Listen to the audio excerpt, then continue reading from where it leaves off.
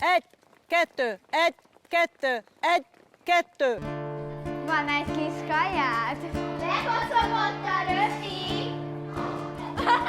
Kutya. Itt volt a bolond anyád a szüliben.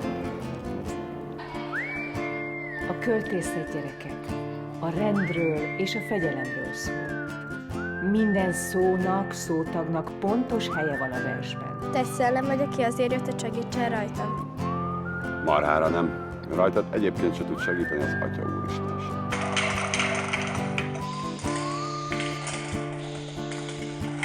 Hogy lehet, hogy csak neked esik le mindig, másnak nem?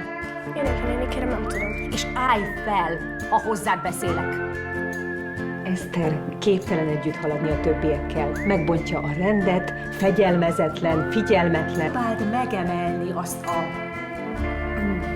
méretes hátsódat.